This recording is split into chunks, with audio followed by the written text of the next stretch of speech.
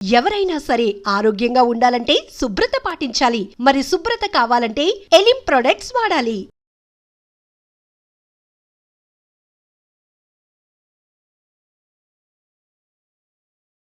నమస్కారం గురుగారు. నమస్కారం అమ్మా. గురుగారు, రాఖీ పౌర్ణమి రానే వచ్చేసింది. మరి రాఖీ పౌర్ణమి అంటే ఇప్పటి వరకు నేను విన్నంత వరకు కూడా నా చిన్నతనం నుంచి ఇది అన్నా చెల్లెళ్ళు అక్కా తమ్ముళ్ళకి ప్రతీకగా జరుపుకునే ఒక పండగ అని. కానీ ఈ మధ్య కాలంలో వింటున్నామండి, ఇది ఒకరి మంచి కోరుకొని ఒకరు ఎదుటి వారికి కట్టే ఒక రక్ష అని చెప్పి మాట్లాడుతున్నారు. అంటే మనం మన సనాతన ధర్మం నుంచి మనం ఏ విషయం తీసుకున్నా కూడా దానికి ఒక పద్ధతి, ఆచారము, కట్టుబాట్లు ఉంటాయి. మరి ప్రత్యేకించి ఈ రాఖీ పండుగ గురించి మనకి ఎక్కడ తెలుపబడింది? అక్కడ నిజంగా అన్నా చెల్లెళ్ళు అక్కా తమ్ముళ్ళకి కట్టాలనే ఉందా, ఇలా ఎవరైనా మంచి కోరుకొని కట్టాలని ఉందా? దాని గురించి పూర్తి వివరణ కావాలి. ఖచ్చితంగా.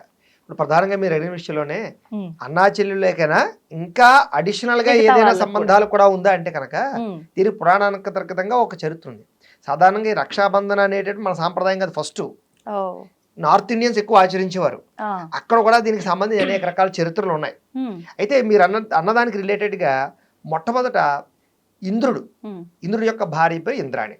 అయితే ఇంద్రుడికి వచ్చే ఓ సమస్య వచ్చింది. ఏమిటంటే రాక్షసులతో పోరాడేవాడు. పోరాడిన సమయంలో పోరాడి నెగ్గలేకపోయిన పరిస్థితి వచ్చేసింది, ఓడిపోయే పరిస్థితి వచ్చేసింది, చాలా ఇబ్బంది పడ్డాడు. అప్పుడు ఇంద్రుడి యొక్క భార్య ఇంద్రాణి చాలా బాధపడి తన భర్త ఎలాగైనా నగ్గాలి అని ఆలోచించుకుని ఏం చేసిందంటే లక్ష్మీనారాయణులకి శివపార్వతులకి పూజించింది. వాళ్ళిద్దరిని పూజించి అక్కడ ఒక రక్ష వాళ్ళ దగ్గర పెట్టి, వాళ్ళ పాదాల దగ్గర పెట్టి పూజ చేసినటువంటి ఒక రక్షను తీసుకెళ్లి ఆ రక్షను తన భర్తకి ఇచ్చి కట్టి నువ్వు ఇప్పుడు వెళ్ళి యుద్ధం చెయ్యి అని పంపించింది. ఎప్పుడైతే ఆ రక్ష కట్టుకున్న తర్వాత వెళ్ళి యుద్ధం చేశాడో దాని ప్రభావం చేత ఆ యుద్ధంలో నగ్గాడు. ఆ కారణంగా అంటే ఇక్కడ ప్రేమతోటి లేదా తను రక్షించాలి, తను ఆయుష్ ఉండాలి, తన గండాలు పోవాలి, తను నగ్గాలి, తనకు విజయం కావాలన్న కాంక్షతోటి కూడా రక్షణ కట్టేటటువంటి సాంప్రదాయం చారిత్రాత్మకంగా ఉంది.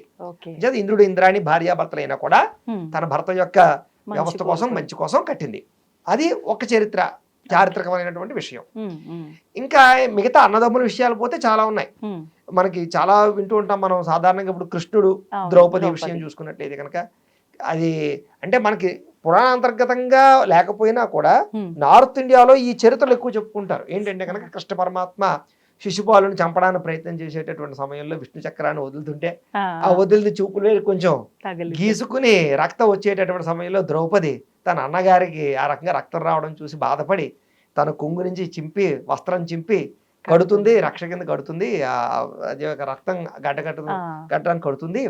సరే, అప్పుడు కృష్ణ పరమాత్మ నువ్వు చేసినటువంటి ఈ పనికి నేను భవిష్యత్తులో నేను నీకు ఖచ్చితంగా ఆదుకుంటాను అని వరాన్ని ఇస్తాడు. అంచేతే ద్రౌపది వస్త్రాభరణ సమయంలో తిరిగి వస్త్రాన్ని ఇచ్చాడు అనేటటువంటిది ఒక చోట దాన్ని కథగా చెప్తారు రక్షాబంధనానికి, అన్నదమ్ముల యొక్క రిలేషన్కి. అయితే దీనికి ఇంకొక చరిత్ర కూడా ఉంది. పూర్వకాలంలో ఏంటంటే కనుక బలి చక్రవర్తిని విష్ణు పరమాత్మ తొక్కేశాడు. వామనావతారంలో శుభ్రంగా పాతాళంలోకి తొక్కేశాడు. తొక్కేసిన సమయంలో ఈ బలి చక్రవర్తి కోరుకుంటాడు నువ్వు కూడా పాతాళ లోకంలోనే ఉండిపోవాలి అని. సరే, అప్పుడు విష్ణులోకం అంతా కూడా అతలాకుతలం అయిపోతుంది. లక్ష్మీదేవి చాలా బాధపడుతుంది. అప్పుడు ఏం చేసిందంటే లక్ష్మీదేవి ఎలాగైనా సరే తన భర్తని తిరిగి వైకుంఠాన్ని తీసుకెళ్లాలనే ఉద్దేశంతో పాతాళ లోకంలోకి ఒక బ్రాహ్మణ వేషం వేసుకుని వెళ్ళి అప్పుడు ఆ యొక్క బలి చక్రవర్తికి రక్ష కడుతుంది, రక్షాబంధనం కడుతుంది. కడితే కట్టినటువంటి దానికి సంతోషించినటువంటి వాడు నీకు ఏ వరం కావాలో కోరుకో అంటాడు.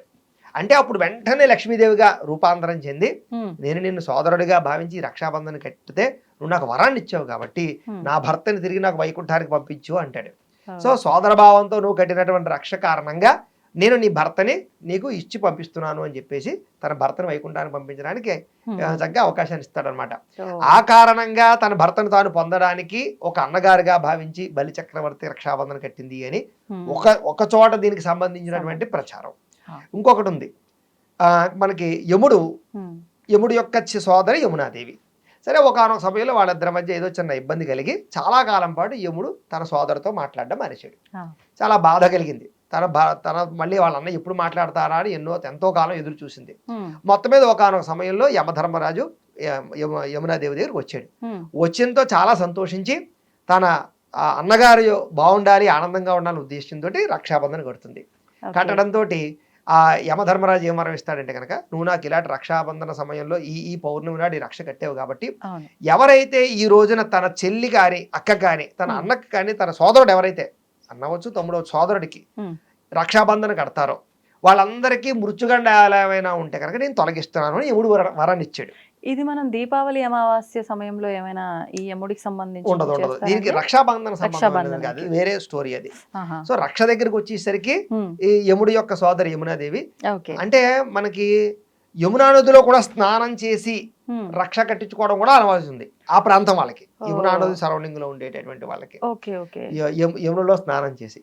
కాబట్టి ఆ రకంగా ఆ ప్రాంతం వాళ్ళు ఈ రకంగా యముడి యొక్క సోదరి యముడికి రక్షాబంధన కట్టడం వల్ల అలాంటి వరాన్ని ఇచ్చాడు. కాబట్టి ఏ సోదరి అయితే తన సోదరుడికి రక్షాబంధన కడుతుందో తన సోదరుడి యొక్క సమస్త మృత్యుగండాలు తొలుగుతాయి. కాబట్టి తన ఆయుష్ని కాంక్షించే ప్రతి సోదరి కూడా రక్షాబంధన కట్టాలి అని ప్రాశస్త్యం.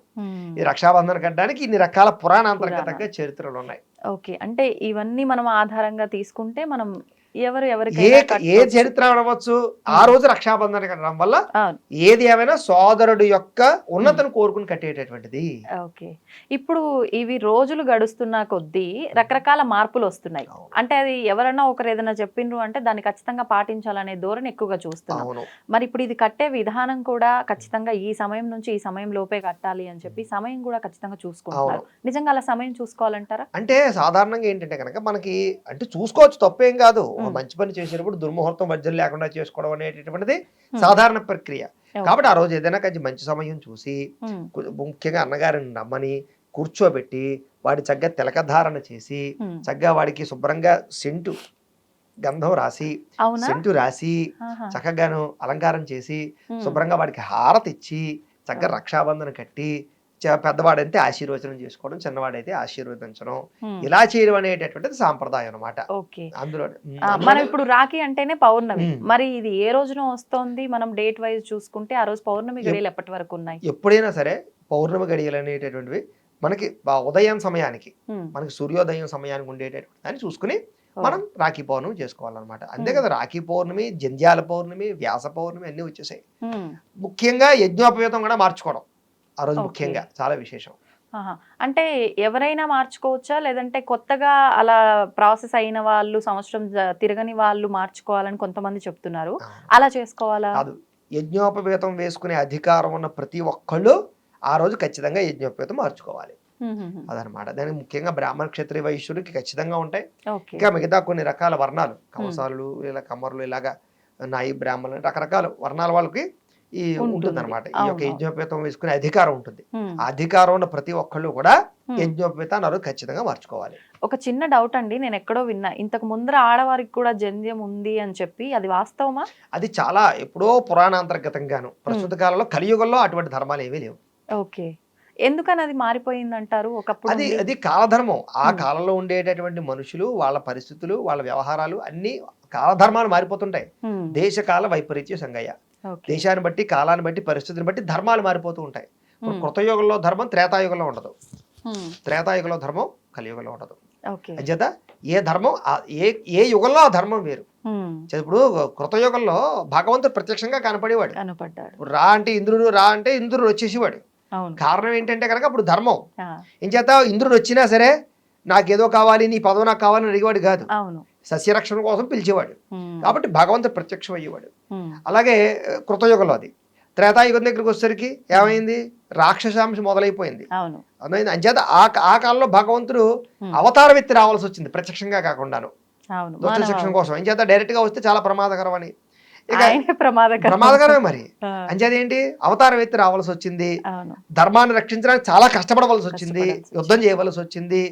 రాముడు ఎంతో కష్టపడ్డాడు ఆ సమయంలో. ఇంకా యుగ ధర్మం మారిపోయింది. ఇది ద్వాపర యుగం వచ్చేసరికి ఏమైంది, ఇంకా ధర్మం తగ్గిపోయింది, 2 పాదాలు ఎందుకు వచ్చేసింది.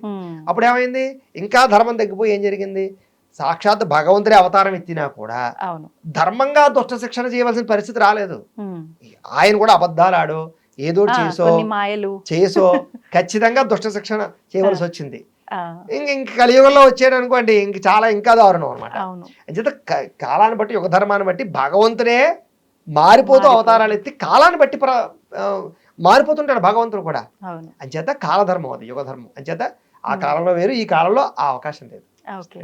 అంటే ఒక చిన్న క్వశ్చన్ అడగాలనుకుంటున్నా అండి మళ్ళీ, అంటే ఎండ్ ఇవ్వాలనుకోవట్లేదు. ఇప్పుడు భగవంతుడే ద్వాపర యుగానికి వచ్చేసరికి ఆయన అనుకున్న ఆ కార్యాలు చేయడం కోసం కొన్ని జిమ్మిక్కులు చేయాల్సి వచ్చింది అని, అంటే పర్వాలేదంటారా? సృష్టి ధర్మం కోసం ఆయన చేశాడు, ఇప్పుడు మనం మంచి కోసం ధర్మంగా చేయాల్సి వచ్చిన దగ్గర మనం ఒక చిన్న అబద్ధం ఆడినా, అలాంటి ఆటలు పాటలు మనం తిప్పేసిన అదే చెప్తున్నాను, మనం ఎవరిని ఆదర్శంగా తీసుకుంటాం? భగవంతుడిని, భగవంతు లీలని ఆదర్శంగా తీసుకుంటాం.